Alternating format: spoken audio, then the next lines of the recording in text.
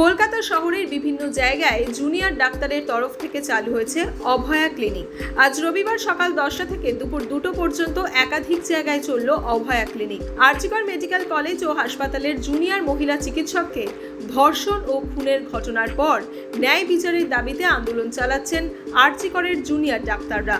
চলছে কর্মবিরতিও। তবে কর্মবিরতি চললেও এবার নিহত জুনিয়র মহিলা চিকিৎসকের স্মরণে বিভিন্ন মেডিকেল কলেজে জুনিয়র ডাক্তাররা চালু করলেন অভয়া ক্লিনিক। ব্যাপক সাড়া মিলছে আরজিকর মেডিকেলের এই জুনিয়র ডাক্তারদের অভয়া ক্লিনিকে টেলিমেডিসিন পরিষেবার। রোগীরা ফোন করে নিজেদের সমস্যার কথা জানাচ্ছেন, সেই মতো প্রেসক্রিপশন লিখে হোয়াটসঅ্যাপ করে দেওয়া হচ্ছে রোগীদের। এমনকি হোয়াটসঅ্যাপের মাধ্যমেও রোগীদের সঙ্গে যোগাযোগ করছেন জুনিয়র ডাক্তাররা।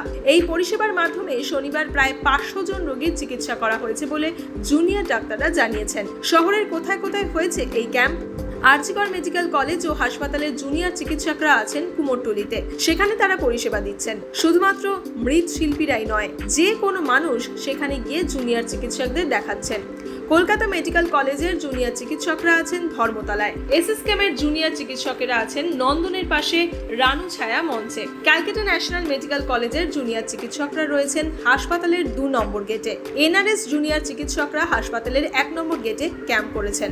এছাড়াও শহরের একাধিক জায়গায় ওয়েস্ট বেঙ্গল জুনিয়র ডাক্তার্স ফ্রন্টের তরফ থেকে অভয়া ক্লিনিকে যথেষ্ট সাড়া ফেলে দিচ্ছে।